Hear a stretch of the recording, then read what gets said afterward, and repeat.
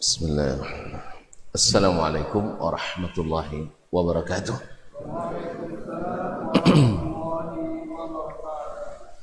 Innal hamdalillah nahmaduhu wa nasta'inuhu wa nastahdi wa nastaghfiruhu wa natubu ilaih wa na'udzu billahi min shururi anfusina wa sayyiati a'malina may yahdihillahu fala mudilla lahu ومن يضلل فلا هادي له أشهد أن لا إله إلا الله وحده لا شريك له وأشهد أن محمدا عبده ورسوله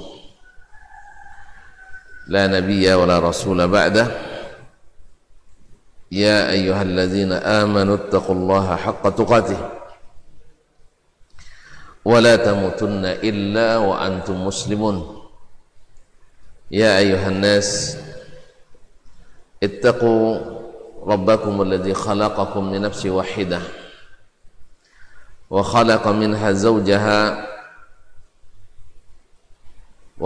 منها زوجها وبث منهما رجالا كثيرا ونساء واتقوا الله الذي تساءلون به والأرحام إن الله كان عليكم رقيبا يا أيها الذين آمنوا اتقوا الله وقولوا قولا سديدا يصلح لكم أعمالكم ويغفر لكم ذنوبكم ومن يطع الله ورسوله فقد فاز فوزا عظيما أما بعد فإن أصدق الحديث كتاب الله وخير الهدي هدي محمد صلى الله عليه وسلم وشر الأمور محدثاتها وكل محدثة بدعة وكل بدعة ضلالة.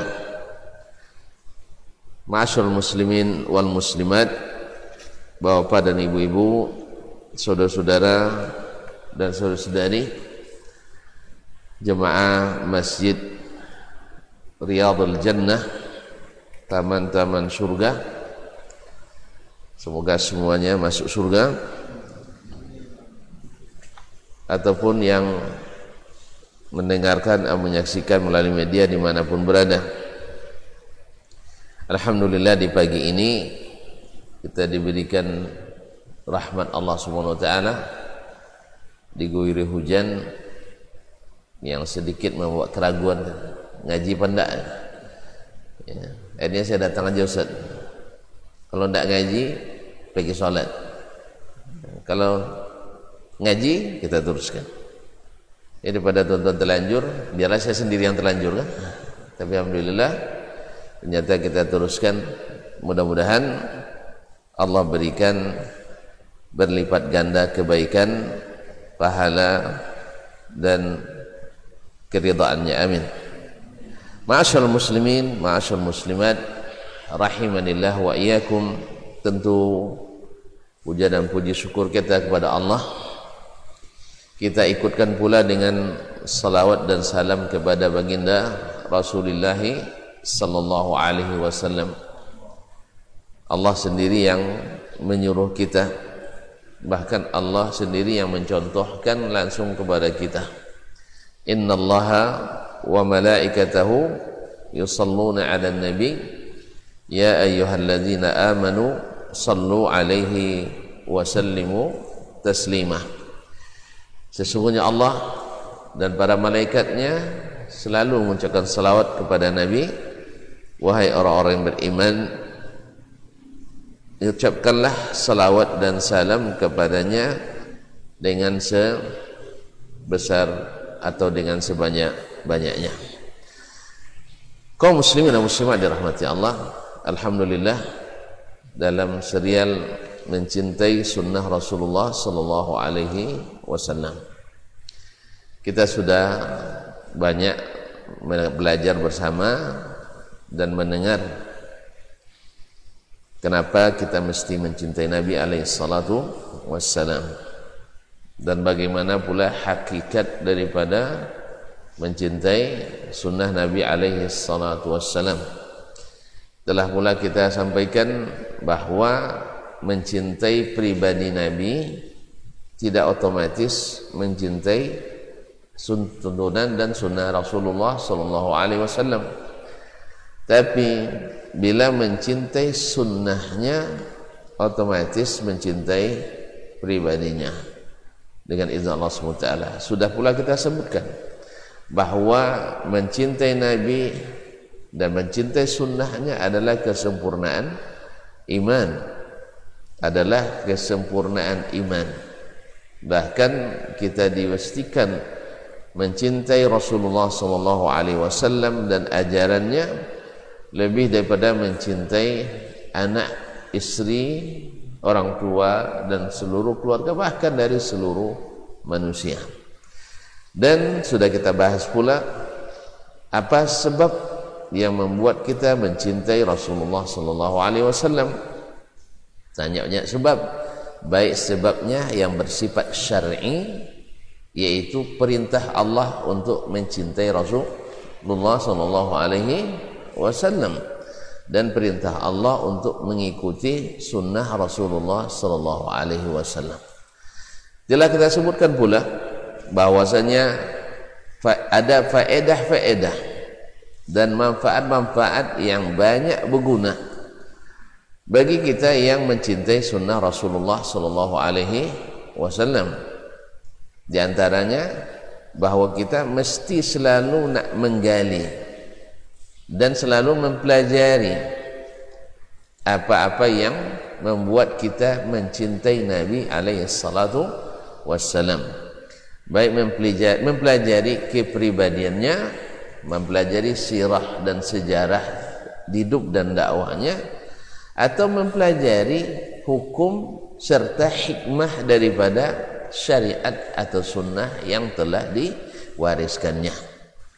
Yang kedua, bahwa dengan mencintai sunnah Rasulullah SAW, kita merasa aman dan nyaman ketika kita beramal, beribadah, berkeyakinan bahwa itu pasti dari Rasulullah SAW. Karena ibarat bekerja, kita berada di jalur yang benar, mengikuti aturan perundang-undangan, mengikuti petunjuk teknis dan pelaksanaan yang telah diterima Allah SWT. Buktinya sahabat-sahabat Nabi yang mengikuti Rasulullah SAW, Allah ridha kepada mereka dan mereka pun ridha kepada Allah. Itu buktinya bahwa amalan mereka diterima.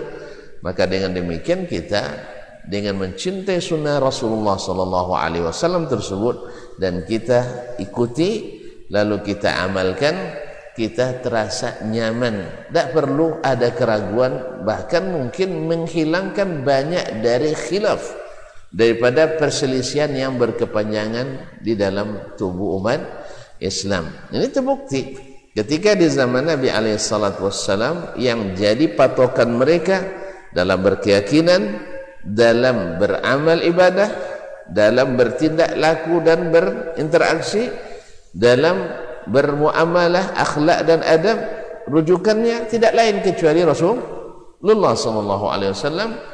Maka mereka menikmati indahnya persatuan dan kesatuan, manisnya perikatan dan persaudaraan. Berbantah ada, berselisih ada, tapi cepat terselesaikan. Kalau kita belum lagi berselisih tapi sudah ada beban dalam hati. Apa pasal? Karena tidak membawa cinta yang sama kepada Allah dan Nabi SAW. Karena cintanya setengah-setengah. Maka dengan mencintai sunnah Rasulullah SAW, kita dalam beramal merasa nyaman dan aman dari sisi. Sebab apa? Sebab nanti kita akan dipersaksikan ketika sidang di depan ilahi. Nanti Nabi menjadi saksi, ya kan? Wajibna bika ala haula'i syahida, kami akan datangkan kamu hai Muhammad sallallahu alaihi wasallam untuk menjadi saksi terhadap mereka ini. Jadi setiap hisab kita nanti akan disaksikan oleh Nabi SAW. Lalu ditanyakan, ya Muhammad, kamu sampaikan ini, kalau beliau katakan betul ya Allah, ini saya yang sampaikan, insya Allah hisabnya dipermudahkan. Tapi kalau seandainya ada sesuatu yang kita kerjakan tak ada beliau ajarkan dan tidak pula beliau anjurkan, akan bermasalah kira-kira apa tidak? Ya Allah, saya tak pernah ajarkan ini, ya tak? Belum lagi belum lagi mulai hisab ini, baru ketika tepi telaga saja kita sudah bermasalah, tidak diterima. Apa pasal? Awak haus, air banyak, orang pada minum, kita tak boleh masuk. Apa pasal? Innaka la ta'lam ma ahdathu ba'dak. Kamu tak tahu, hai Muhammad, ini memang umatmu. Buktinya mereka ada salat, buktinya ada bukti wuduk di wajah dan anggota wuduknya. Cuman sayang mereka suka mengada-ngada setelahmu. Keyakinannya dirubah, tata cara ibadahnya dirubah, kemudian muamalahnya tak lagi mengikut sunnah Rasulullah SAW, akhlak dan adabnya ditafsirkan secara parsial, lupa akhlak dan adab pada Allah dan Rasul. Yang terbayang akhlak itu hanya antar sesama kita umat, antar sesama kita umat manusia. Itu betul, akhlak penting. Tapi ada akhlak yang lebih tinggi, akhlak kepada Rasulullah sallallahu alaihi wasallam. Sebelumnya akhlak kepada para ulama, di atas itu lagi akhlak kepada para sahabat Nabi alaihi salatu wasallam, di atas itu lagi akhlak kepada Rasulullah sallallahu alaihi wasallam, di atas itu lagi akhlak kepada Allah tabaraka wa taala. Jadi penting saya, kadang-kadang kita bicara tentang akhlak, bagaimana ya nunduk-nunduk dan sebagainya sesama, itu betul. Artinya kita menghormati yang muda, menghormati yang tua, yang kecil menghormati yang besar, rakyat menghormati pejabat, pejabat menghormati yang lebih tinggi lagi. Itu memang murid menghormati guru, anak menghormati ayah dan ibu, adik menghormati abang dan kakak. Itu betul akhlak. Tapi kadang kita lupa ada akhlak yang lebih tinggi, yaitu menjaga syariat Allah dan syariat Nabi alaihi salatu wassalam. Sehingga kadang-kadang ketika kita memperbaiki atau menunjuki orang-orang kepada aturan Allah dan sunnah Nabi, kepada orang yang mungkin dari status sosial lebih tinggi, ini tidak berakhlak. Subhanallah, demi akhlak pada Allah dan Rasul, kita harus meninggikan Allah Rasul daripada segalanya. Jelas ya? Jadi kita sudah dipelajari, ini sekedar evaluasi nih ya, evaluasi dan mengingatkan kembali bagaimana bahwasanya mencintai sunnah Rasulullah SAW menenangkan dan menenteramkan.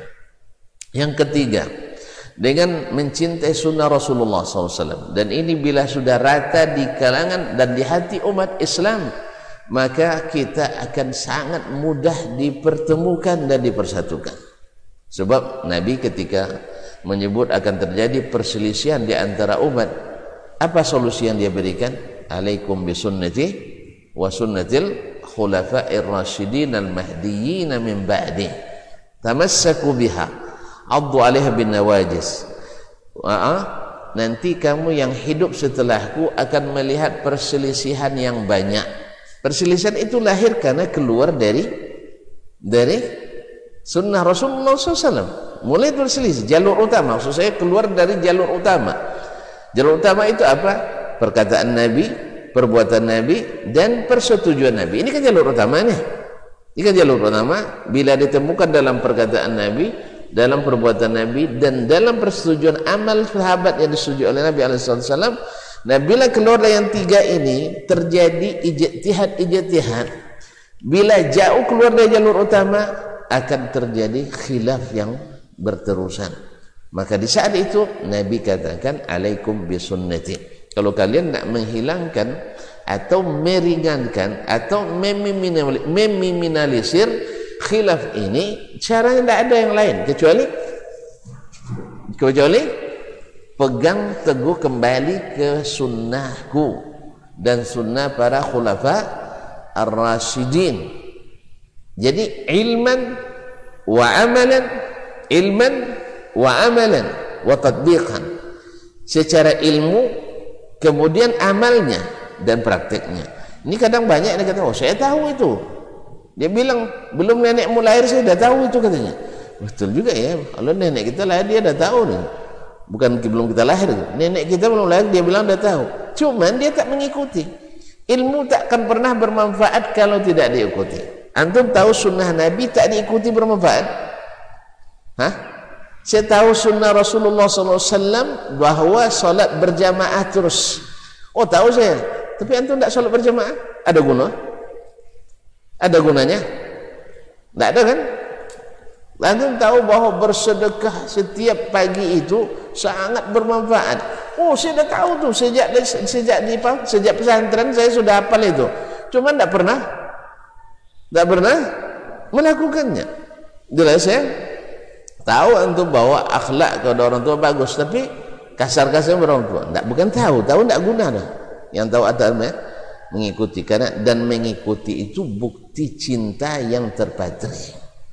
Antum kalau masih cinta, kan sudah sering kita bahas bahwasanya bila mencintai seseorang antum akan taat kepadanya, ikut padanya. Kan pernah saya bilang kan, bila istri yang lebih taat, yang lebih cinta pada suaminya, akan terlihat dia akan lebih taat pada suaminya.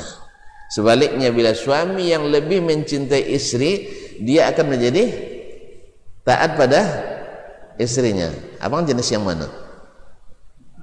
Dua-duanya, masya Allah. Ini bagusnya.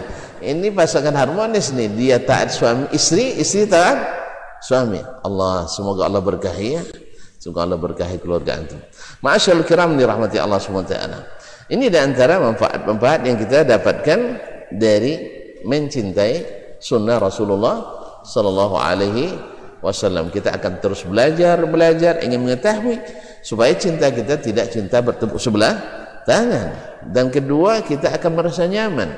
Bahkan merasa nyaman. Yang ketiga, kita akan terasa aman dan mudah dipertemukan, karena cinta kita bertemu pada seseorang yang tak pernah salah, yang tak boleh salah dalam syariat. Beda nanti kalau kita bertemu dengan cinta kepada seseorang, ulama, ustaz, jemaah, firqah. Kita tak mungkin dipersatukan umat ini, tidak mungkin. Makanya untuk menyatukan umat ini, siapa yang bercita-cita menyatukannya, ayo ikat mereka dengan sunnah Rasulullah Sallallahu Alaihi Wasallam. Makanya dengan demikian kita akan tahu sesungguhnya ahlus sunnah itu siapa. Tidak ada nama kecuali sunnah. Yang ahlus sunnah itu tak punya nama kecuali sunnah. Siapa ahlus sunnah? Mereka adalah yang senantiasa bersama sunnah Rasulullah Sallallahu Alaihi Wasallam. Terserah nak pakai mazhab ini, mazhab itu dan sebagainya, itu urusannya. Tapi dia selalu mencari tahu sunnah Rasulullah SAW, kemudian dia cintai sunnah Rasulullah SAW, kemudian dia amalkan baik keyakinan, ibadah dan muamalah serta semuanya. Inilah yang ahlus sunnah yang asli itu. Bukan ahlus sunnah itu mesti mazhab fikihnya ini, kemudian mazhab tasawufnya ini, kemudian mazhab akidahnya ini, firqah ini. Ini akan memecah belah umat, bukan menyatukan umat. Pasti akan memecah belah umat. Antum paksa saya belajarnya dulu, misalnya saya belajar mazhab Hanafi. Tiba-tiba saya pindah ke Indonesia ini, mungkin karena urusan bisnis, urusan sebagainya. Kamu mau ahlus sunnah enggak? Mau. Kalau Indonesia ahlus sunnah itu mesti mazhab Syafi'i. Ribet enggak? Hah? Oh ternyata orang Indonesia itu Islamnya Nusantara, rupanya Islam Nusantara.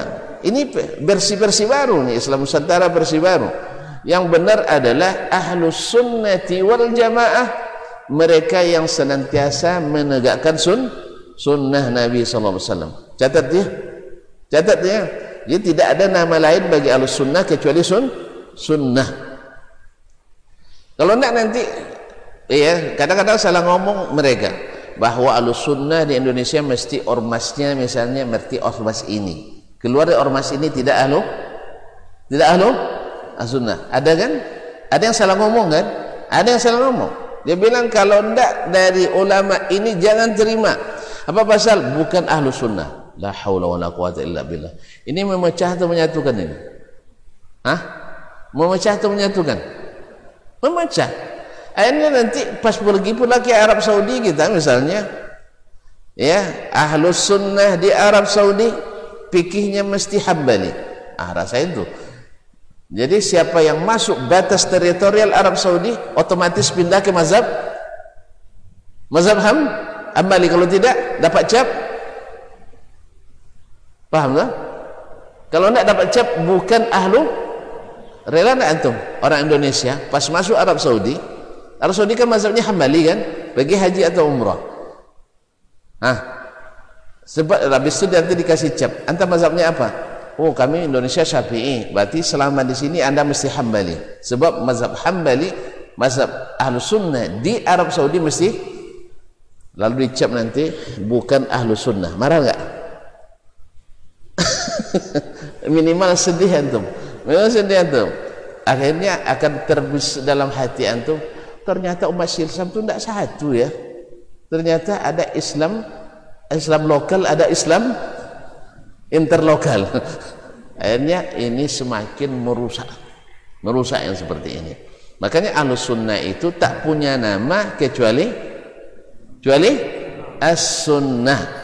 Nak di Arab dia, nak di Ajam dia. Paham saya? Ahlus Sunnah itu namanya hanya Ahlu As-Sunnah. Tak pakai embel-embel. Tak mesti Ahlus Sunnah Asy'ariyah, Ahlus Sunnah Maturidiyah. Nanti di sana Ahlus Sunnah Hambaliyah. Ini Ahlus Sunnah Zahiriyah. Sampai ke Maroko Ahlus Sunnah Malikiyah. Mungkin tak menyatukan umat dengan ini? Mungkin. Dia akan lebih menegakkan Malikiyahnya daripada Nabawiyahnya nanti. Dia akan lebih menegakkan Sufi Junaidiyahnya daripada Muhammadiyahnya Muhammad sallallahu alaihi wasallam. Akhirnya umat ini tanpa disengaja atau disengaja tertipu dengan slogan-slogan yang merusak ini. Jelas? Bayang saya, kalau sempat pula la qaddarallah, kalau sempat, semoga tidak diteror seperti itu, pecah Indonesia ini misalnya. Ada kerajaan Sumatera, ada kerajaan Kalimantan, ada kerajaan Irian Jaya, kerajaan Sulawesi dan seterusnya, Jawa dan sebagainya. Misalnya, lalu masing-masing kerajaan ini memiliki mazhab tertentu. Misalnya Sumatera jadi mazhab Maliki, Jawa jadi mazhab Zahiri misalnya, dan seterusnya. Tambah pecah kita umat Islam. Jadi hati-hati kaum muslimin dan muslimat. Di sinilah pentingnya, seperti yang saya katakan berulang-ulang, bahwa mencintai sunnah Rasulullah sallallahu alaihi wasallam pasti mencintai Rasulullah sallallahu alaihi wasallam. Sebalik mencintai Rasulullah sallallahu alaihi wasallam, mencintai pribadi Nabi belum tentu mencintai sunnah Nabi sallallahu alaihi wasallam. Sehingga kita terkotak-kotakkan oleh tariqah-tariqah, terkotak-kotakkan oleh firqah-firqah, terkotakkan oleh jamaah-jamaah, terkotakkan oleh komunitas-komunitas, terkotakkan oleh mazhab-mazhab. Padahal Rasulullah sallallahu alaihi wasallam telah menjadikan kita ummah wahidah, umat yang satu. Wa inna ummatakum ummatan wahidah. Umat ini hanya satu umat. Mazhabnya itu tidak menjadi patokan. Jadi Ahlus Sunnah yang senantiasa bersama sunnah Nabi sallallahu alaihi wasallam. Kalau dia di Indonesia nak pakai mazhab Syafi'i tak pasal, tapi bukan cantolannya Syafi'i, tidak. Ahlus Sunnah itu. Kalau misalnya dia nak pakai misalnya Zahiri, tak ada masalah. Tapi dalam akidah mesti mereka sama, seperti akidahnya As-Salafus Salih yang diajarkan langsung oleh baginda Rasulullah sallallahu alaihi wasallam. Maka slogan-slogan seperti ini adalah slogan-slogan yang merusak, bahwa Ahlus Sunnah di Amerika mesti mazhab fikihnya Hanafi misalnya, mesti tasawufnya Tijaniyah. Akhirnya nanti antara Tijani dengan yang ini tidak bisa bersaudara. Apa pasal? Anda bukan Ahlus Sunnah. Ini berbahaya propaganda seperti ini kaum muslimin. Ini sebenarnya menunjukkan kurang pedenya dengan menegakkan sunnah Rasulullah sallallahu alaihi wasallam.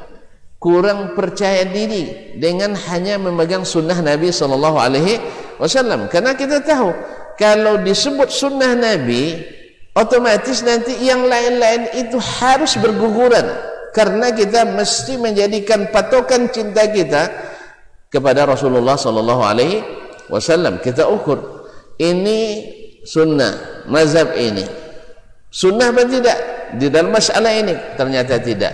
Oh ya, berarti kita tidak ada masalah, kita tinggalkan masalah ini karena merujuk kepada Allah dan Nabi sallallahu alaihi wasallam. Ada masalah? Ada masalah? Kita tinggalkan perda misalnya karena bertentangan dengan undang-undang. Ada masalah? Hah? Ada masalah? Itu ibaratnya kita tinggalkan perbuk, peraturan bupati atau wali kota misalnya, karena mengikut peraturan daerah. Masalah? Salah enggak? Begitulah kita berdengar. Begitulah dalam agama ini juga. Kita tinggalkan Imam Asy-Syafi'i karena mengikut Nabi SAW. Ada masalah? Hah? Tapi kalau kita tinggalkan Nabi gara-gara ikut Syafi'i, bermasalah? Masalah. Jelas? Ini orang ingin mengikat kita dengan Imam Syafi'i saja. Nanti di sana kita diikat dengan Imam Abu Hanifah saja. Pergi ke Jazirah Arab kita diikat dengan Imam Ahmad bin Hanbal saja. Pergi ke daerah-daerah barat Islam, Maroko, Aljazair, Libya dan sebagainya, diikat dengan Imam Malik saja. Mungkin tak antara Syafi'i, Ahmad, Malik sepakat semuanya? Mungkin sepakat semuanya? Tidak. Tapi kalau mengikut Nabi mungkin tak sepakat. Alhamdulillah. Oleh sebab itu kaum muslimin dan muslimat dirahmati Allah, Ahlus Sunnah itu adalah yang diikat dengan As-Sunnah An-Nabawiyah, bukan diikat dengan firqah-firqah, aliran-aliran, mazhab-mazhab. Jelas tak? Saya ulang balik ya. Kalau nak menyatukan negara kesatuan Republik Indonesia ini,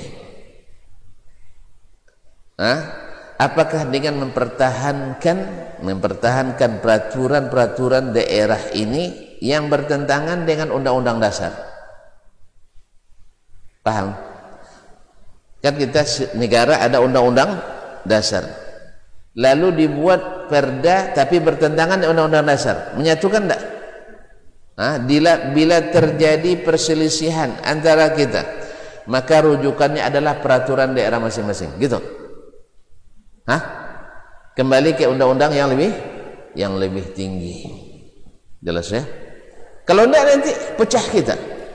Makanya kaum muslimin dan muslimat, kalau tuan-tuan nanti lihat di peraturan perundang-undangan yang diundangkan, pasti ada konsiderannya, ya kan? Mengingat undang-undang nomor undang-undang dasar 45 dan seterusnya sampai peraturan yang lebih tinggi, baru di situ memutuskan dan seterusnya. Jelas? Jelas ya? Jelas ya? Buat yayasan nanti juga seperti itu, ada konsiderannya, dasar payung hukumnya. Mesti payung lebih tinggi atau lebih rendah? Atau pakai payung di mana? Di atas atau di bawah? Oi, pakai payung di mana kita? Ini yang hujannya, buka payung, di mana letakkan? Di atas atau di bawah payung? Di atas. Makanya payung itu mesti ditinggikan, mesti di atas. Nah, aturan-aturan yang terjadi di dalam mazhab umat Islam, aliran umat Islam, mesti berpayungkan kepada sunnah Rasulullah sallallahu alaihi wasallam. Jangan dibalik. Nanti sunnah taruh di bawah, kehujanan kita, bercerai-berai kita. Oleh itu kaum muslimin, sekali lagi, ini manfaat terbesar daripada mencintai dan menghidupkan cinta kepada sunnah Rasulullah sallallahu alaihi wasallam. Dan inilah yang dilakukan oleh golongan yang selamat itu. Siapa golongan selamat? Sahabat Rasulullah sallallahu alaihi wasallam. Saya bertanya kepada bapak-bapak dan ibu sekarang,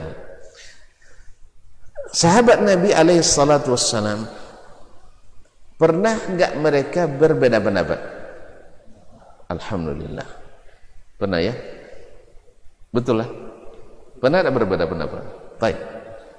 Sebagai manusia di rumah Nabi pernah tidak terjadi cekcok antar istri? Pernah kan? Alhamdulillah, karena manusia.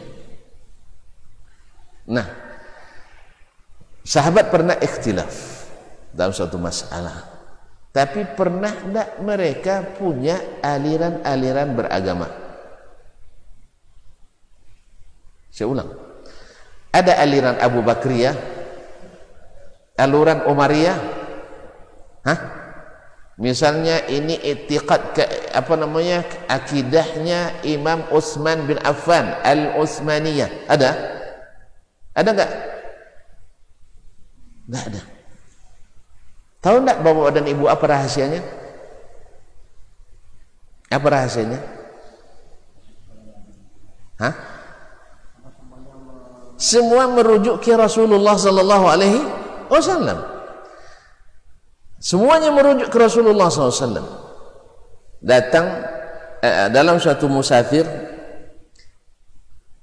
Umar dengan Ammar, nama mirip ya, Umar dan Ammar, Umar bin Khattab, Ammar bin Yasir radhiyallahu taala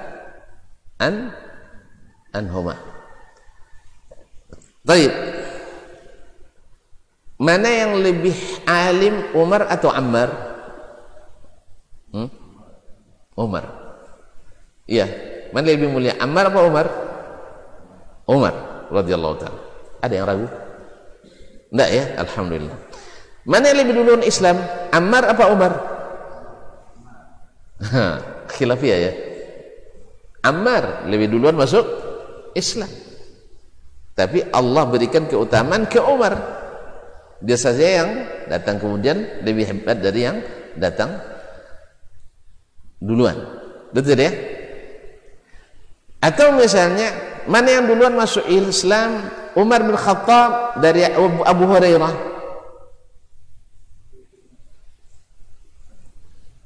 Mulai ragu dia.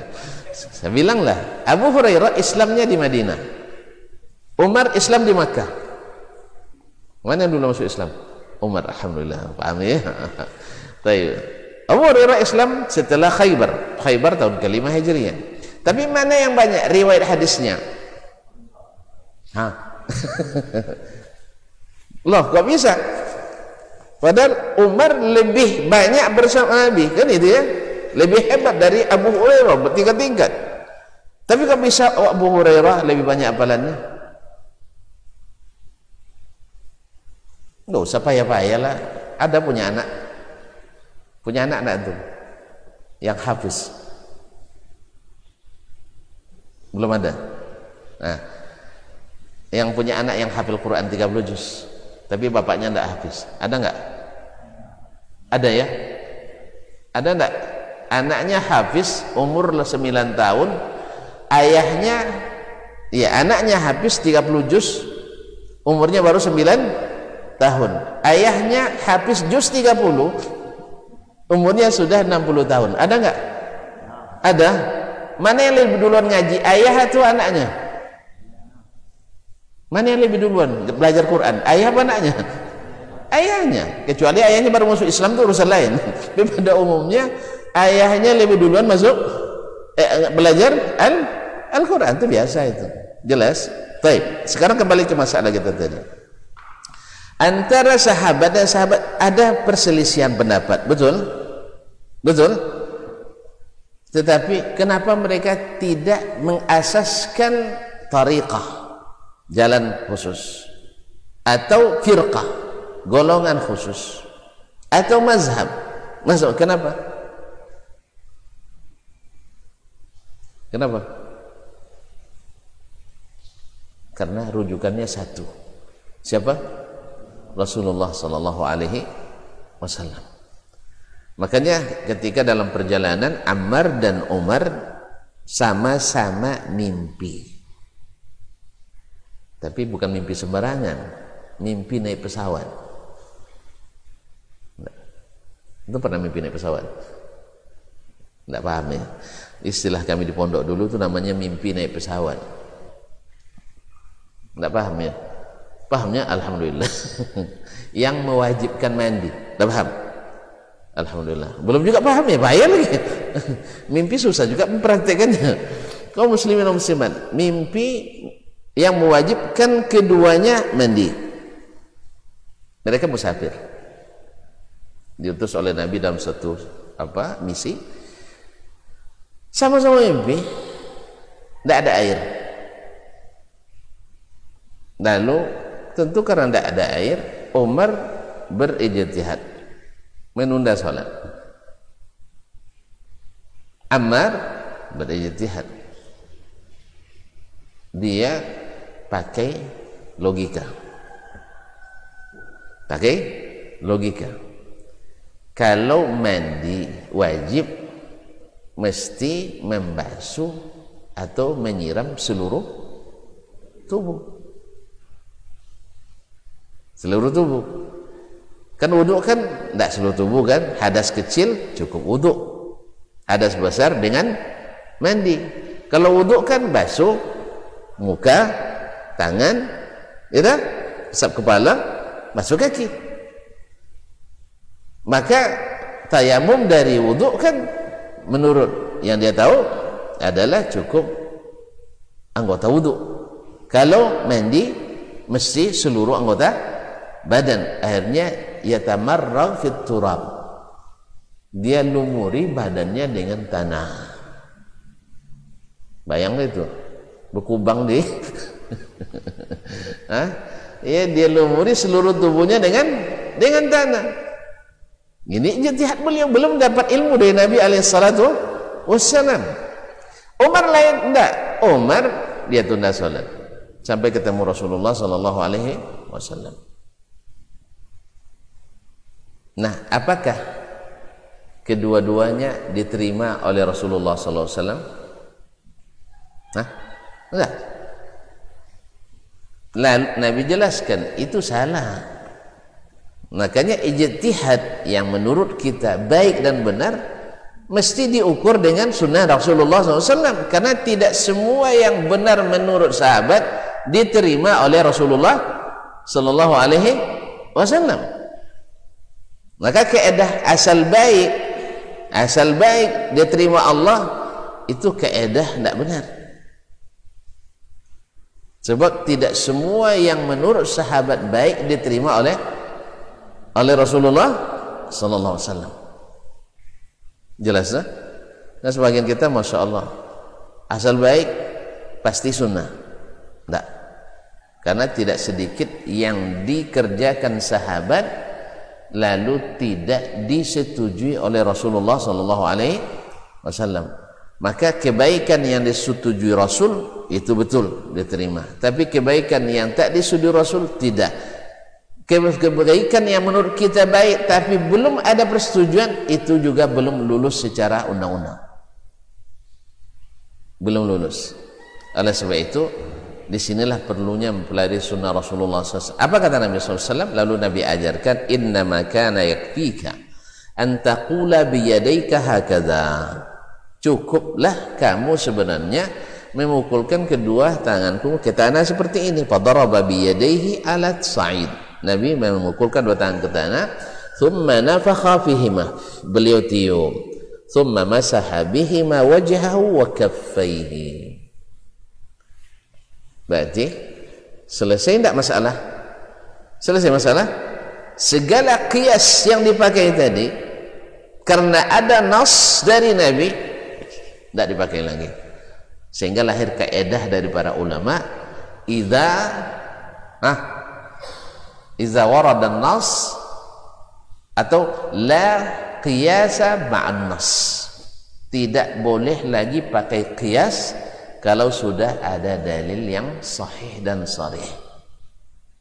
Jelas tak? Nanti kalau dalam aplikasi fikihnya misalnya kalau sudah ada qiyas, sudah ada nas dari Nabi sallallahu alaihi wasallam, misalnya kan terjadi khilaf sekarang antara Imam Jumhur dengan Abu Hanifah rahimahullah dalam masalah zakat fitrah. Boleh enggak pakai uang atau mesti bahan makanan? Itu ya, kan khilaf ini masyhur ini. Ya. Imam Abu Hanifah melihat dari sisi manfaatnya. Kan itu. Bahwa dengan uang lebih bermanfaat dari makanan. Saya dari sisi ini tak setuju saya. Saya lebih setuju makanan lebih bermanfaat dari uang. Betul enggak Ustaz? Uang dimakan enggak jadi gizi. Makanan dimasak jadi gizi. Yang kedua, uang belum tentu digunakan untuk yang bermanfaat. Tidak jarang digunakan untuk yang darar. Misalnya antum kasih zakat fitrah ke orang yang suka merokok. Pas hari raya dulunya biasa rokoknya rokok biasa yang pakai gulung itu apa namanya? Hah? Rokok nipah. Nah, ini mumpung dapat zakat fitrah beliin di Samsu. Atau pria punya selera. Iya kan? Mending minta maaf daripada minta izin, yumil. Misalnya, dia pakai itu. Di mana manfaatnya? Betul kan? Apalagi di kampung-kampung sering mereka dapat uang itu senang karena bisa beli rokok. Maka kata Imam Abu Hanifah di sini, saya katakan tidak, mohon maaf ya Imam, jazakallah khairan. Saya katakan makanan lebih bermanfaat. Apalagi Nabi sebutkan tu'matan lil masakin, untuk makan orang miskin pada hari itu. Untuk makan. Andainya tidak habis hari itu, Nabi juga tidak masalahkan, simpan sekapan pun tidak ada masalah. Yang penting hari itu jangan sampai ada yang mengemis. Dan mengemis yang dihalalkan dalam Islam, dalam syariat, mengemis orang yang tidak ada yang mau dimakan, atau hutang yang menenggelamkan, itu baru boleh ngemis. Tapi kalau ngemis untuk bayar, untuk ngambil KPR itu tidak boleh ngemis terus ya. Apalagi untuk bikin beli Alphard. Ada pengemis Masya Allah jadi orang kaya raya dia, rumahnya 3 miliar, mobilnya ini rencana baru mobilnya Innova baru, apa yang terbaru namanya? Enggak tahu, ribuan. Ayolah, oke lah, saya enggak paham juga. Pencurer ya, misalnya. Tapi dia sekarang nak nyemis untuk naikkan mobil jadi Alphard. Karena kan rumah 3 miliar kan enggak pas Innova lagi. Hanya ngemis dia, Pak. Ngemisnya jauh di luar daerah. Seperti orang bertugas luar daerah. Rupanya penghasilan sehari omsetnya rata-rata 15 sampai 20 juta sehari. Berarti profesional ngemisnya ya? Pengemis profesional. Kaum muslimin, jadi untuk makan orang pada hari itu tidak boleh ngemis. Nah, kalau seandainya dia sudah ada makanan lengkap, jangan terima zakat fitrah lagi, berikan pada yang ini. Jelas kaum muslimin. Tapi dari sisi ini, nah Imam Abu Hanifah pakai kias atau melihat daripada manfaat dan ininya. Kita kata di sini sudah bisa diperdebatkan, debatable. Apalagi ada nas dari Nabi SAW, tu'matan lil masakin, menjadi barang untuk dimakan oleh orang miskin supaya tak meminta-minta pada hari itu. Oleh sebab itu sebenarnya dalam bab ini tidak boleh ijtihad lagi, karena sudah ada nas dari Nabi SAW. La ijtihada ma'an nas. Oleh sebab itu Umar radhiyallahu anhu dan Ammar, walaupun belakangan terjadi khilaf lagi di antara mereka, Umar lupa dia kejadian itu. Subhanallah, bisa tak orang lupa dengan apa yang dia alami? Bisa lupa. Tapi Ammar tidak lupa, dia ingatkan, ya Umar sudah jadi khalifah waktu itu. Umar sudah jadi khalifah. Lalu Umar katakan, kamu tolong jangan diceritakan hadis ini lagi. Kalau itu perintah engkau sebagai khalifah yang wajib saya taati, saya lakukan, saya tidak akan ceritakan lagi. Tetapi kalau ini bertentangan perintah Nabi menyampaikan ilmu, makanya akhirnya Umar radhiyallahu taala anhu mengizinkan dia menyampaikan hadis itu lagi. Umar lupa dia sama sekali. Intinya Nabi tidak izinkan ijtihad Ammar, yaitu bergelimang tanah. Tidak. Walaupun menurut Ammar itu benar waktu itu. Dan juga tidak izinkan ke Umar untuk melambatkan sholat lagi, apalagi sampai keluar waktunya. Cukup dengan tayamum. Akhirnya inilah yang dilakukan oleh sahabat radhiyallahu taala anhum ajma'in. Di masa Umar juga jadi khalifah, bahkan di masa Ali dan seterusnya, ketika diingatkan dengan dalil-dalil, mereka ini cepat kembali kepada dalil tadi. Itulah sebabnya sahabat tidak punya aliran-aliran keagamaan. tidak punya aliran-aliran keagamaan. Apa sebab? Mereka mengikat dirinya dengan sunnah Rasulullah sallallahu alaihi wasallam. Itulah sebabnya kata Imam Ahmad bin Hanbal mengatakan, laisa li ahli sunnati ismun yu'rafuna bihi illa sunnah. Ahlu sunnah itu tak punya nama yang dengannya mereka dikenal kecuali as-sunnah. Jelas? Jelas? Kalau sudah punya nama lain berarti tidak murni sunnah. Kalau disebut ahlus sunnah ad-dasmaniyah berarti sunnah yang sudah terkontaminasi oleh paham dasman. Jelas? As-sunnah al-usamiyah misalnya, itu sunnah yang sudah terkontaminasi oleh paham Usamah. Mana tahu ada pengikut Usama bin Laden pula di sini kan? Atau as-sunnah as-satariyah misalnya, berarti sudah terpengaruh oleh pemahaman Syekh misalnya. Ada satariyah? Tidak ada, alhamdulillah. Atau as-sunnah al-hashimiyah, berarti sudah terkontaminasi oleh pemahaman al-Syekh al-Hashim dan seterusnya. Jelas? Jelas? Jadi ahlus sunnah laisa lahum ismun wa wasfun yu'rafuna bih illa sunnah. Ahlus sunnah yang benar tidak punya embel-embel. Sebagaimana Islam yang benar tidak punya embel-embel. Kalau ada embel-embelnya, Islam liberal pasti rusak. Islam Nusantara pasti rusak. Islam apa lagi? Islam murni pasti tidak murni. Jelas? Islam jamaah pasti bermasalah dengan jamaahnya. Apa lagi? Islam koplo. Mana tahu nanti banyak Islamnya pasti tidak murni.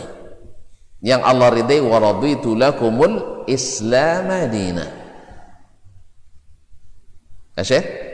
Nah, jadi kalau sudah pakai sunnah ini sunnah itu, ini berarti sudah mulai menyimpang dari sunnah Nabi alaihi salatu wassalam.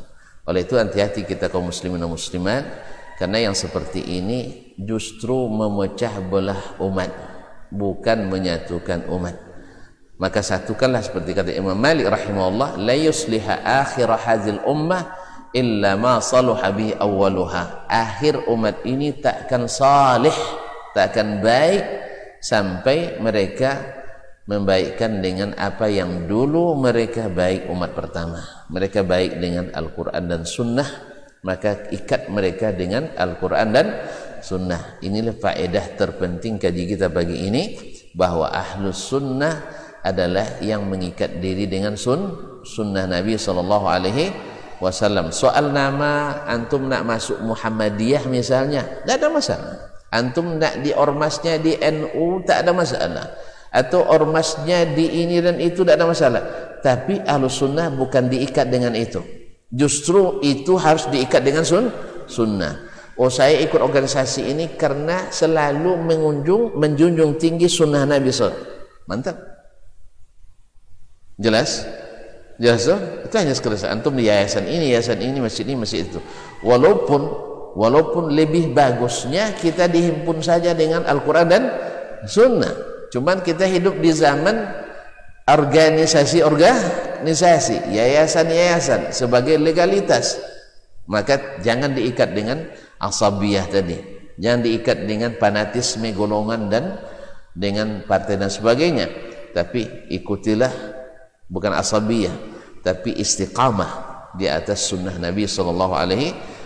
Dan ini perlu pelajaran mencintai sunnah Rasulullah SAW secara benar.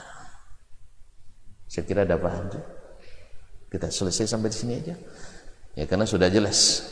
Nah, maka dengan demikian untuk hari ini kita sebenarnya hanya ngulang kaji. Masya Allah. Ada pertanyaan saya? Berarti belum jelas. Baik. Berarti ada pertanyaan rupanya. Masya Allah, jazakallah khair. Assalamualaikum Ustaz. Waalaikumsalam warahmatullahi wabarakatuh.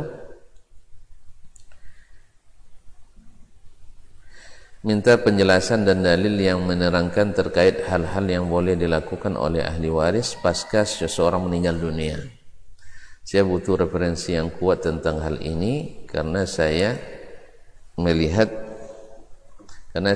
adanya berbagai cara yang dilakukan oleh masyarakat yang ada di negeri. Terima kasih.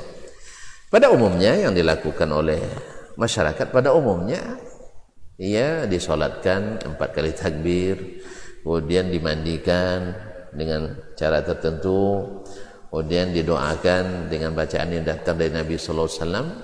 Ini pada umumnya sudah selesai, sudah bagus gitu. Cuman masalahnya kan ada sebagian menambah, memodifikasi, dan seolah-olah belum sempurna oleh Nabi sallallahu alaihi wasallam. Nah, ini masalahnya. Ada sebagian yang keluar dari jalur utama. Padahal di zaman Nabi itu tidak ada orang mati ya. Banyak ada orang mati zaman Nabi. Banyak ya. Nabi sudah pernah ikut tidak menyelenggarakan jenazah? Tidak pernah. Pernah ya. Mulai dari mengunjungi orang sakitnya ada Nabi. Taib. Kemudian memberikan takziah ketika orang meninggal ada Nabi. Ada Nabi. Takziah ada enggak Nabi? Artinya ada orang meninggal dia datang ke rumah meninggal, ada kan? Baik.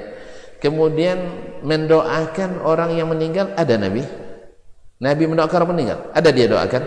Alhamdulillah. Kemudian Nabi alaihissalam memandikan jenazah pernah? Alhamdulillah pernah. Mengajarkan orang mandi jenazah pernah? Ada juga. Betul ya? Kemudian Nabi menguburkan pernah? Alhamdulillah. Nabi memberikan tausiah kepada orang-orang yang bertakziah ada. Dan seterusnya. Nah, dalam hal ini yang dilakukan Nabi sudah sempurna atau masih kurang? Masih kurang. Saya ulang lagi. Menurut tuan-tuan dan puan-puan, segala yang Allah inginkan dari seorang hambanya dalam mengurus saudaranya yang meninggal sudah diajarkan Nabi atau belum? Sudah ya?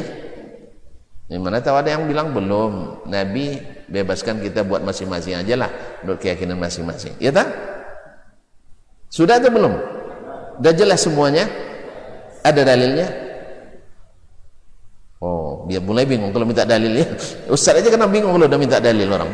Baik. Dalam hadis yang diriwayatkan oleh Imam Asy-Syafi'i dari gurunya Imam Malik rahimahullah bahwasanya bahwa Nabi alaihi salatu wassalam mengatakan, "Ma taraktu syai'an mimma amarakumullahu bihi illa waqad amartukum bih." Tidak satu pun yang Allah perintahkan kalian melakukannya kecuali aku sudah perintahkan.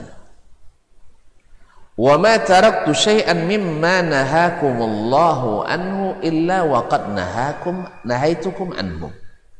Tidak satu pun yang Allah larang kalian melakukannya kecuali aku sudah larang kamu melakukannya. Berarti tidak ada satu perintah Allah yang diinginkan Allah dari kita dalam masalah jenazah kecuali Nabi sudah jelaskan. Sudah jelaskan. Oleh sebab itu, dan tidak satu pun yang dilarang oleh Allah kita melakukannya kecuali Nabi juga sudah jelaskan. Kalau demikian kita tinggal merujuk bagaimana Nabi dan para sahabatnya mengurus jenazah. Sepakat nih? Sepakat? Iya, karena sudah sempurna. Sudah sempurna. Para ulama telah menulis baik secara tematik tentang hukum pelaksanaan jenazah atau secara include di dalam buku-buku fikih bersamaan dengan hukum-hukum yang lain. Tapi pada umumnya baik kitab fikih maupun kitab hadis atau kitab khusus tentang penyelamat jenazah menyebutkan pasti ada di dalamnya kitabul janaiz, kitab tentang masalah yang berkaitan dengan jenazah, mulai daripada hak waris mewarisi, wasiat mewasiati, utang piutang yang ditinggalkan, biaya penyelenggaraan, kemudian soal iddah istri yang ditinggal, pembagian warisan siapa yang dapat, siapa yang tidak, dan seterusnya. Itu sudah ada semuanya. Alhamdulillah. Jelas? Kemudian ini masalah lain. Di antara riwayat itu, di antara riwayat ada datang dari jalan yang tidak sahih misalnya. Tentu yang tidak sahih itu ibarat antum bawa cek yang tidak sah. Cek yang tidak sah bisa mencairkan uang? Enggak. Hadis yang tidak sahih boleh diamalkan? Ya enggak. Ini kan sudah selesai masalah sebenarnya. Nah, bila terjadi khilaf di antara ulama, sebabnya banyak. Di antara sebabnya bisa saja hadis atau dalil yang dipakai tidak sahih, atau dalilnya sahih tapi pengambilan dalil tidak sahih. Jelas ya? Ada dalilnya sahih tapi pengambilan dalil tidak sahih. Perlu contoh? Perlu contoh? Nah, oke. Tapi jangan tersinggung lah. Ini kan konsumsi ilmu itu begitu, dia tidak boleh tersinggung. Jangan baperan. Oh, ternyata Ustaz nyalain saya rupanya. Bukan, saya tidak bertujuan menyalahkan jantung. Saya hanya bikin contoh bahwa dalil sahih tapi istidlalnya tidak sahih. Ketika ada sebagian atau mungkin sebagian besar kaum muslimin di negeri kita ini ingin melegalkan acara kendurian 3 hari, sepekan, 15 hari, 40 hari, 100 hari, 1000 hari, apa lagi? 25 tahun, 50 tahun, 100 tahun, 1000 tahun, dan seterusnya. Baik. Ada yang berdalil dengan dalil-dalil sahih, mantap. Sekarang dia katakan, orang pergi menikah hari ini, apa yang dilakukan? Pasti baca Quran. Betul? Pasti baca tahlil. Tujuannya adalah menggembirakan keluarga yang, menghibur keluarga yang ditinggal, menjalin silaturahim. Sah? Menjalin silaturahim. Kemudian makan boleh? Ya boleh. Pasti ditanya nanti, baca Quran sunnah apa tidak? Membaca Quran sunnah apa tidak? Sunnah. Kan dalil umum nih. Menghibur keluarga yang ditinggal sunnah apa tidak? Sunnah. Bersedekah atas nama orang sudah meninggal boleh apa tidak? Boleh. Betul kan? Menjalin silaturahim disuruh apa dilarang? Disuruh. Ini dalil sahih semua. Dalil sahih semua. Tapi menjadikannya dalil untuk acara kenduri salah besar. Di mana antum tahu salahnya? Di mana antum tahu salahnya? Bilang aja nggak tahu. Kalau nggak tahu biar saya kasih tahu. Bagi yang tidak berilmu tidak tahu itu salah.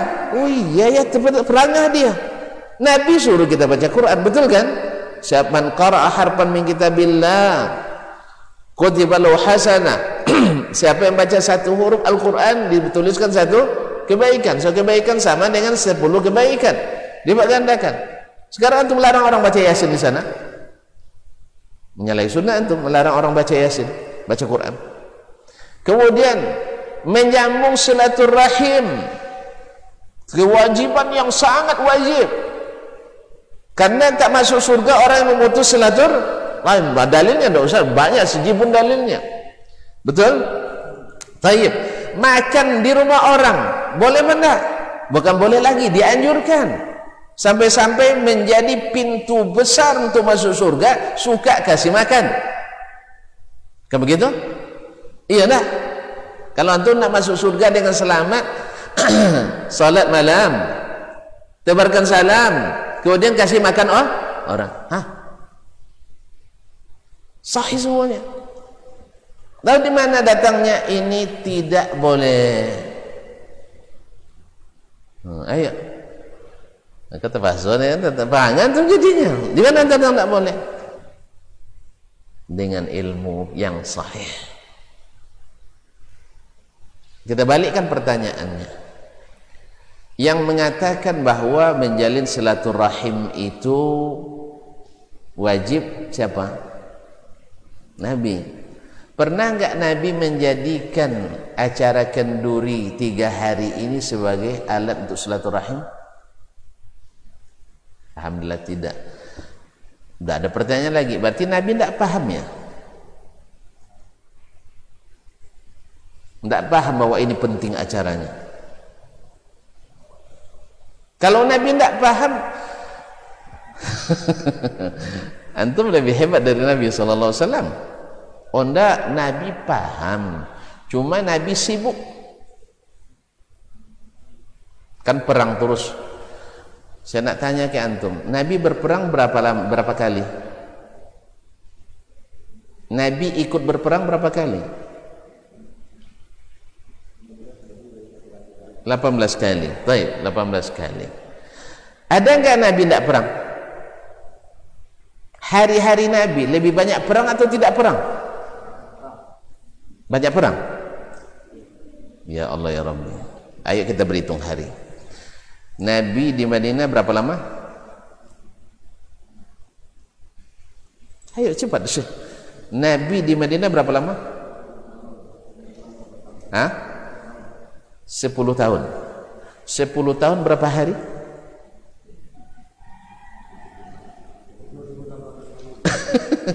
Berapa? 3.600 hari. Ayo kita hitung hari perang Nabi yang 18 ini, biar antum tahu. Perang Badar berapa hari? Perang Badar berapa hari? Sehari. Perang Badar itu hanya sehari, selesai. Dah, berarti 3.599 masih ada. Perang Uhud berapa hari? Perang Uhud berapa hari? Sehari juga. Masih ada 3.598. Perang Ahzab berapa hari?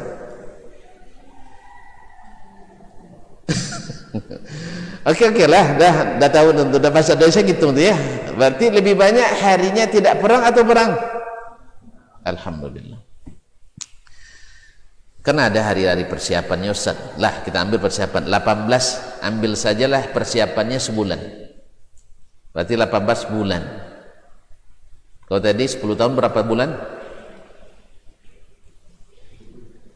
120 bulan, kurang 18.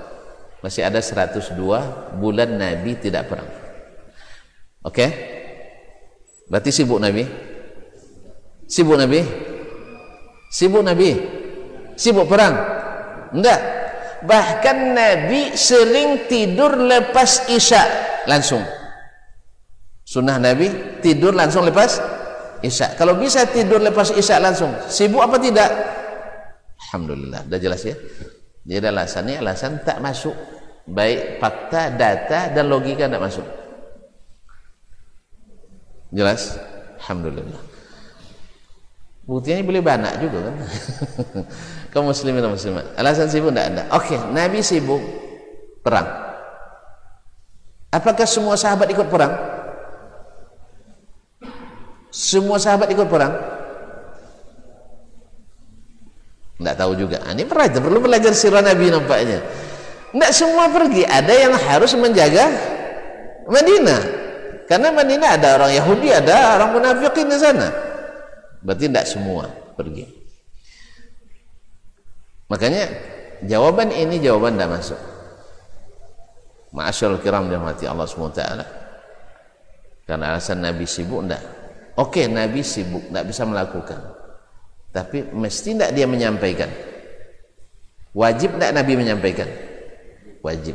Ada nggak dia sampaikan bahwa setiap meninggal kalian mesti datang ke rumah orang ini hari pertama, malam kedua, malam ketiga? Ternyata nggak ada. Kalau nggak ada berarti antum dua pilihan: Nabi menyembunyikan atau Nabi tidak mensyariatkan. Antum pilih yang mana? Pilih minta menyembunyikan, dosa kita, kufur kita, karena menuduh Nabi menyembunyikan risalah. Karena menyembunyikan satu salah sama tidak menyampaikan suatu salah. Berarti dengan demikian kaedah bahwa Nabi yang menyuruh kita melakukan ini batil, walaupun dalilnya tadi sahih, pengambilan dalilnya tidak sahih. Yang menyuruh kita baca Quran kan Nabi, tapi apakah Nabi pernah nyuruh baca Quran di rumah orang yang meninggal? Ayo, ada nggak Nabi mensyariatkan baca Al-Quran 3 hari berturut-turut di rumah orang yang meninggal? Nggak ada juga. Sama jawaban yang tadi.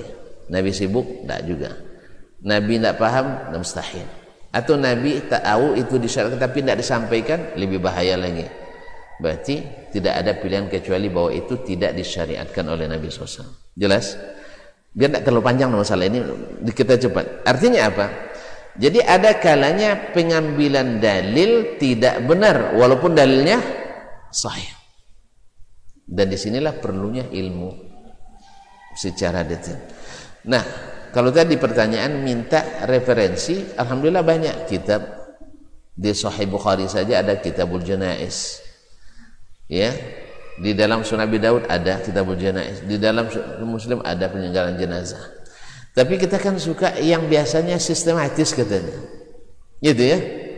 Saya katakan Nabi itu yang paling sistematis. Nabi yang paling sistematis. Ikuti aja. Ketika meninggal Nabi gimana dia lakukan? Dia membaca inna lillahi ma'ata wa inna lillahi ma'akhas, innal quluba la tahzan wa innal uyuna la tatma' wa la naqulu illa ma yarda rabbuna inna lillahi wa inna ilaihi raji'un. Allah yang memiliki apa yang dia berikan, dia memiliki apa yang dia ambil. Segala sesuatu ditakdirkan sampai ajal tertentu. Hati boleh sedih, mata boleh berlinang, menangis, tapi kita tidak ucapkan kecuali yang Allah ridai. Apa yang Allah ridai? Allazina idza asabathum musibatun qalu inna lillahi wa inna ilaihi raji'un. Dalam bab ini Nabi tak larang bersedih. Bahkan Nabi sendiri tak larang menangis. Bahkan Nabi sendiri menangis ketika anaknya meninggal. Sampai-sampai ada yang bilang, ya Rasulullah, tabki wa anta Rasulullah. Nabi menangis juga. Sebab mengira kalau nangis tidak sabar. Bukan. Hazi rahmah, kata Nabi, ini kasih sayang. Ini kasih sayang. Terus, apa lagi? Bila yang meninggal bukan keluarganya, dia takziah, datang ke rumah orang yang meninggal kalau beliau ada. Lalu dia ucapkan doa untuk orang tersebut, baik yang ditinggal maupun yang meninggal. Apa yang beliau baca? A'zamallahu ajrakum, atau ajarakumullahu fi musibatikum wa ghafara limayyitikum. Semoga Allah membesarkan pahala bagi kalian. Ternyata musibah yang menimpa itu rupanya kebaikan besar bagi kita, pahala besar bagi yang sabar. Wa basyiris sabirin. Orang sabar itu innama yuwaffas sabiru ajrahum bighairi hisab. Maka Nabi di sini menasihati orang ini sabar di saat pertama turun musibah itu. Inna sabra inda sadmatil ula. Nabi melarang kita meratapi orang yang meninggal. Bahkan Nabi ancam, sesungguhnya mayat diazab karena ratapan keluarga yang meninggal. Tidak boleh meratap. Habis itu, ini secara singkat aja ya, Nabi melihat wajahnya, lalu mengusap mukanya, kalau masih terbelalak matanya beliau tutup. Jelas? Kemudian diajarkan oleh Nabi SAW memandikan jenazah. Memandikannya dengan cara yang sunnah Nabi SAW, yaitu dengan pertama membersihkan tempat-tempat yang ada kotorannya. Kalau masih ada tersisa dalam perut atau lambungnya, dia dia angkat bagian ininya, kemudian diurut perutnya supaya keluar. Disucikan tempat-tempat itu dulu, disucikan hidungnya, mulutnya, seperti orang yang akan mandi wajib. Bersihkan tempat-tempat yang kotor-kotor tadi, kemudian beliau wudukan dia. Nah, kita kan sekarang terbalik biasanya ya. Wudunya kapan kita? Wudunya kapan kita? Setelah mandi, sah? Yang sunnahnya sebelum mandi, termasuk mandi wajib kita. Kita wuduk sebelum mandi. Soal batal lagi pas mandi itu urusan lain. Kan sebagian kan pas sedang mandi nak buang air lagi dia misalnya, atau sedang mandi mungkin buang angin, itu urusan lain, wuduk lagi nanti. Tapi kalau sunnahnya dia berwuduk sebelum mandi. Demikian juga jenazah. Makanya dibersihkan hal-hal tempat-tempat yang tadi membatalkan wuduknya tadi sebelum dia dimandikan.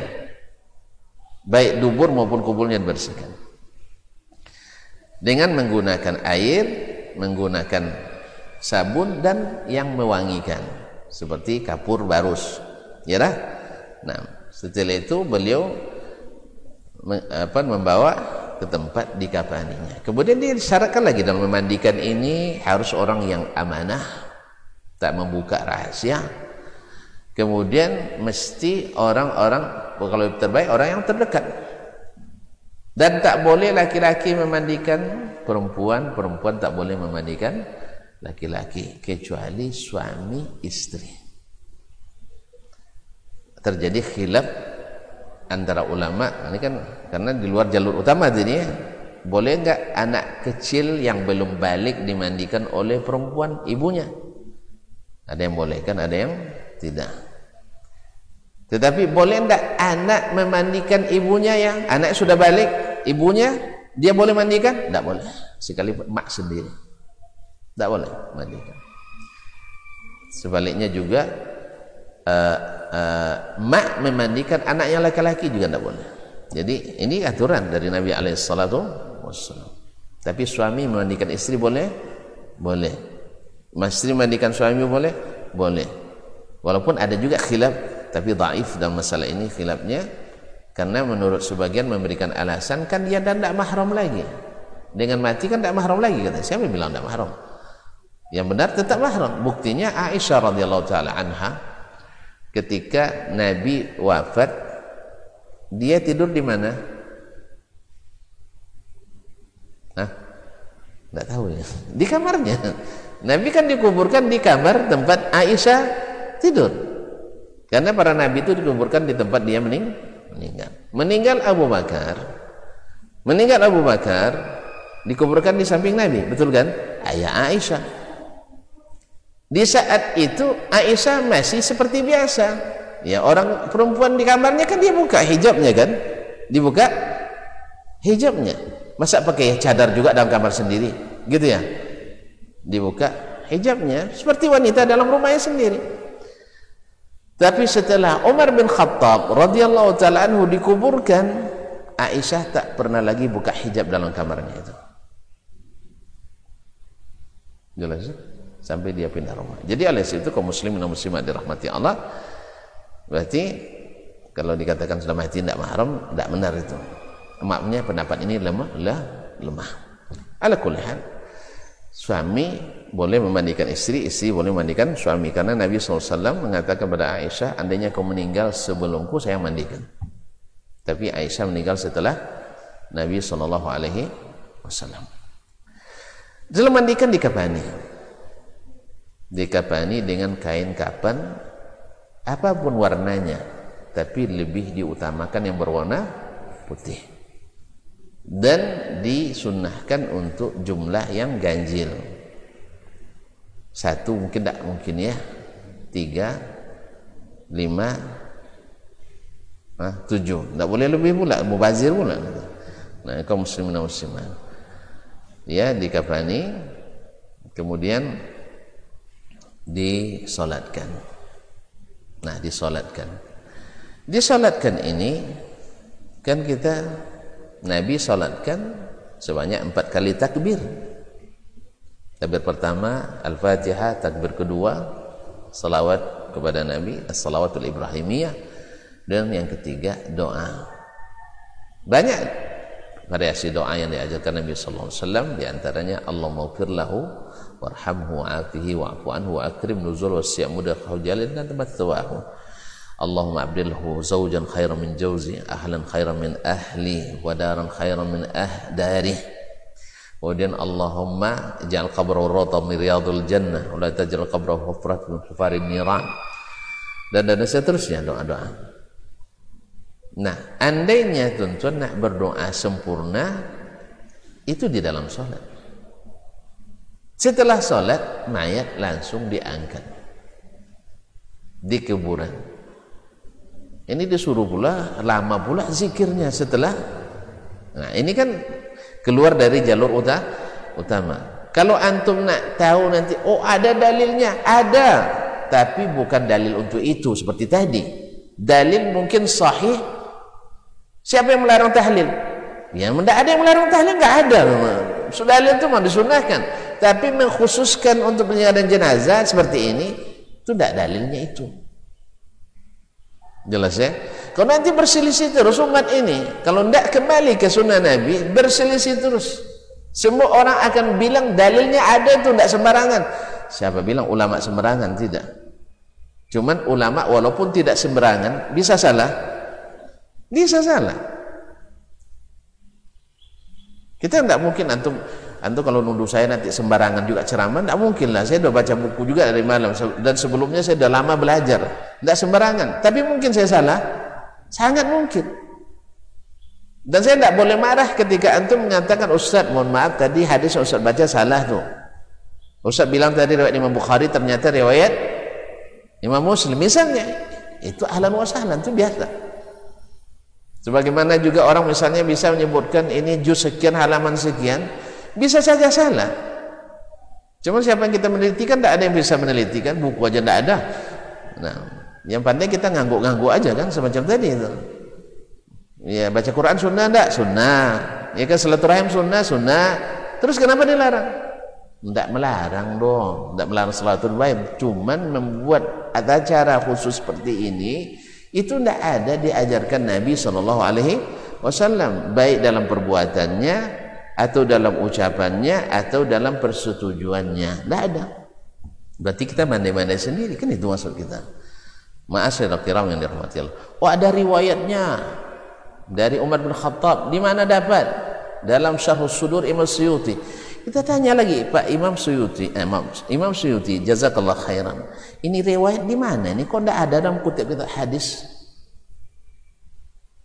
Ya, kan tidak ada dalam Sahih Sittah, tidak ada, dalam Masanid nggak ada, dalam Ma'ajim nggak ada. Tiba-tiba datang di dalam kitab itu, tentu kita pertanyakan. Sebab ini masalah penting. Ini masalah penting. Orang mati tiap hari ada. Tiba-tiba ada dalam kitab-kitab hadis yang meriwayatkan itu. Antum sembunyikan di mana? Kita tanya. Oh, ternyata tidak bersanad, do kawan. Tidak bersanad. Kalau tidak bersanad, bisa dipertanggungjawabkan? Ya tidak. Walaupun datang dari Umar bin Khattab, bahkan dari Nabi sekalipun, kalau tidak ada bersanad, sama dengan tadi tidak cairkan uang tapi tak ada tanda tangan validasi. Tidak cair dong. Ya. Apalagi cek mesti pakai cek dulu, lecet dikit aja. Ya. Angkanya seharusnya angka 7 ke 1 harus dekat, jarak 1 spasi, ulang balik, dirobek itu. Apalagi yang berkaitan dengan pahala ibadah kepada Allah Taala. Tidak bisa dipakai yang ganjil-ganjil kayak gitu. Ini orang kan asal ada ulama mengatakan dalil. Perkataan ulama bukan dalil. Sekalipun dia sahabat Nabi SAW. Apalagi kalau bertentangan dengan hadis Rasulullah SAW. Perkataan ulama tidak dalil. Sekalipun salaf yang melakukan. Apalagi kalau yang melakukannya salaf. Selebritis. Ya, salaf pun melakukan tapi tidak sesuai dengan sunnah Nabi, kita katakan Nabi tak salah, ini mungkin salah. Jadi kita kan kadang-kadang itu kan salaf tuh, kalian salafi harus ikut salaf. Bukan itu maksud ikut salaf itu. Ikut salaf itu dengan dalil. Kalau perkataan perbuatan seorang salaf itu tidak berdasarkan dalil atau bahkan bertentangan dalil, ya kita tinggalkan. Jelas? Ma'asyarul kiram dirahmati Allah. Ini maknanya cinta sunnah itu. Saya tidak mau menukarnya dengan yang lain. Lalu tertukar juga tanpa sengaja kelemahan kita. Memang kita tidak luput dari kelemahan, tapi bukan sengaja menukar. Ma'asyarul kiram dirahmati Allah. Jadi selesai disolatkan, langsung dibawa ke kuburan. Dikuburkan. Orang Islam itu punya lahatnya, punya lahat, dan dihadapkan ke kiblat, dimiringkan ke kiblat. Lalu dikuburkan, ya, bismillah wa ala sunnati Rasulullah sallallahu alaihi wasallam. Nah, kalau ada misalnya nak memberikan tausiah seperti Nabi setelah dikuburkan, dia sampaikan, inna akhakumul ana la yus'al. Saudaramu sekarang akan ditanya. Subhanallah. Maka istaghfiru li akhikum was'alu lahu tatsbit. Mohonkan ampunan untuk saudaramu dan minta kepada Allah supaya ditetapkan, diteguhkan jawabannya. Jawab pertanyaan kan hanya 3 tuh. Mudah bukan dengan menghafalkan setiap hari lenggok-lenggok ngapal itu, tidak, tapi adalah dengan mengamalkan. Karena yang menjawab itu amalan kita. Siapa Rabbmu? Buktikan dengan amal. Rabb saya hanya Allah. Siapa nabimu? Buktikan bahwa kita betul-betul meyakini Nabi sebagai Nabi, tidak mengganti dia dengan yang lain. Kemudian apa agamamu? Islam. Sudahkah antum menjalankan Islam atau tidak? Kalau dihafal nanti jadi lupa tuh. Gimana enggak? Malaikatnya suram yang datang, bukan yang datangnya suram. Kecuali mereka yang sudah saleh amalnya. Oleh itu kaum muslimin dan muslimat, Nabi memohonkan meminta pada orang-orang untuk mendoakan. Dan tidak pula diriwayatkan, wallahu taala alam, Nabi mengajak pula untuk membaca tahlil sekian kali di atas kuburan itu, bentangkan tikar dan sebagainya. Tapi Nabi menyuruh kita mendoakan. Jadi ada sama-sama berdoa, ada doa bersama. Kita harus dibedakan, sama-sama berdoa. Karena lebih khusyuk kalau doa itu kita sendiri. Itu sudah pasti itu. Sendiri berdoa lebih khusyuk daripada orang yang baca kita tidak tahu. Ya, apalagi kalau doanya tidak sesuai dengan keinginan nanti. Ini mana tahu kan? Imamnya Allahumma zawwijni tsaniyatan. Ya Allah, beri saya istri yang kedua. Nah, istrinya paham bahasa Arab. Abang doa apa tadi katanya? Tidak diaminkannya. Allah musta'an. Jadi itulah kaum muslimin dan muslimat. Ini diantaranya untuk referensi. Kalau sebagai seorang tulabul ilmi, baca kita kata hadis dan fikih, lalu dikomparasikan antara pendapat para ulama itu. Yang berdalil dikuatkan, yang tak berdalil ya kita tinggalkan. Kalau sama-sama kuat dalilnya, rasanya kita lebih tentram dengan imam ini, kita ikuti. Nah, bagaimana yang berbeda pendapat dengan kita? Ya seperti tadi. Kalau kita yakin yang ini benar, ini salah, kita munakasyah, diskusi. Kalau tidak, ya tidak kalah sampai berkelahi kita gara-gara itu. Alhamdulillah kita tidak pernah berkelahi. Nah. Ya sering orang, masya Allah, selesai sholat jenazah lebih panjang doanya daripada doa setelah sholat fardu kadang. Iya, saya berdiri aja. Tidak mungkin saya cegah waktu itu. Tapi dalam kajian saya sampaikan, Saya mau mencegah orang tuh jangan berdoa panjang nih, capek jenazah nunggu kan. Capek jenazah nunggu, kapan lagi mau diantarkan ini? Lebih panjang setelah sholatnya. Sholat sebentar sekali, macam kilat sholatnya, tapi doa setelah sholat panjang. Padahal mana yang lebih afdal? Mesti nak nanya ke tuan-tuan, mana yang lebih afdal, doa dalam sholat itu atau di luar? Dalam. Karena sholat jenazah kan dikhususkan untuk mendoakan jenazah itu. Tentu yang dikhususkan lebih hebat daripada yang tidak dikhususkan. Nih, waktu khusus menerima proposal antum, besok bisa diterima atau tidak? Antum kejar yang khusus atau yang tidak khusus? Kejar yang khusus, karena yang khusus ini pasti, itu belum pasti, masih spekulasi. Ini tidak dibalik. Di tempat yang dikhususkan dia malas-malas, setelah itu dia rajin luar biasa. Nah, disinilah perlunya mencintai sunnah Rasulullah Sallallahu Alaihi Wasallam. Alhamdulillah, kalau ada yang melakukan, kita berdiri aja sabar menunggu, insya Allah. Tidak pula kita ambil mikrofon, sudah tidak kan tidak gitu dakwah kan. Tapi ketika ada yang bertanya seperti kita jelaskan, jangan, karena memang sunnahnya jenazah itu lebih cepat, lebih afdal. Lebih cepat, lebih afdal, bukan lebih lambat. Ini tidak, masya Allah, sambutan bapak camat, sambutan bapak kades, bapak kadus, bapak kadis, sampai 3 jam belum juga diangkat-angkat. Itu apa sambutan banyak-banyak? Kadang-kadang sempat pula untuk kampanye sebagian mengampanyekan program pembangunan desanya lagi. Itu masing-masing ambil 1/4 jam. 1/4 kali 6 berapa jam, Ustaz? Iya, 1,5 jam. Belum lagi tuan rumah setengah jam pula. Akhirnya 2 jam berdiri. Akhirnya banyak yang sudah melarikan diri.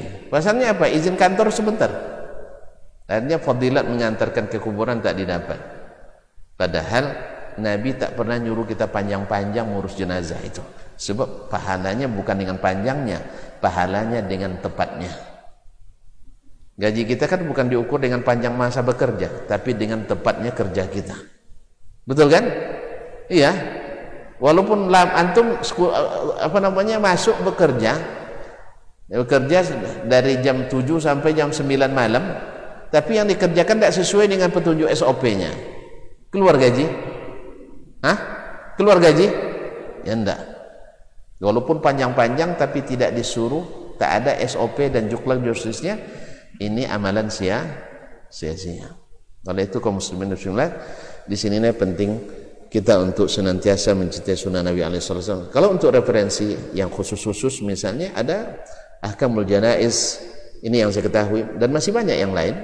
Ahkamul Janaiz yang ditulis secara tematik, seperti yang dalam sunnah yang sahih, seperti yang ditulis oleh Syekh Dr. Sa'id bin Wahab Al-Qahtani, dan juga ada Ahkamul Janaiz atau Kitabul Janaiz yang ditulis Syekh Muhammad Nasiruddin Al-Albani berdasarkan sunnah-sunnah Nabi SAW, dan ada Ahkamul Janaiz dari Syekh Muhammad bin Shalih Al-Utsaimin, dan di karangan mutaqaddimin pun ada yang ditulis oleh para a'immah, baik yang bermazhab Syafi'i, bermazhab Maliki, Hambali dan seterusnya.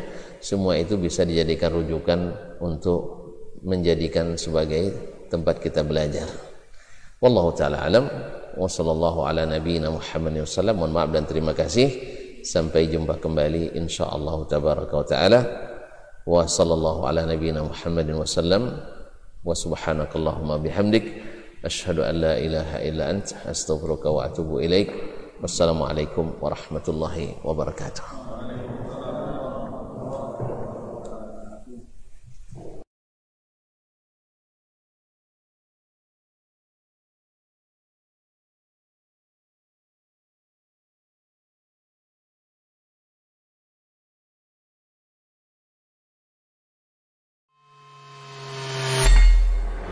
Di para sahabat itu, kaum muslimin, yang terbayang bagi mereka itu adalah infak, yang terbayang bagi mereka adalah sebuah kebahagiaan, keselamatan di akhirat yang kekal dan abadi di sisi Allah tabaraka wa taala. Semua kita boleh klaim sekarang. Kamu cinta Nabi? Cinta Ustaz. Cinta Nabi? Cinta Ustaz. Termasuk saya. Cinta Nabi? Cinta. Kapan tahunya? Besok di akhirat. Maka apa kata Nabi sallallahu alaihi wasallam? Amalur rajuli biyadihi. Penghasilan yang terbaik adalah pekerjaan yang dilakukan oleh seseorang dengan tangannya sendiri. Wa kullu bai'in mabrur. Dan setiap jual beli yang mabrur. Ini aktivitas ini membantu saya di akhirat atau akan menyulitkan saya di akhirat? Kalau seandainya perbuatan itu ternyata akan menyulitkan kita di akhirat kelak, tinggalkan perbuatan itu.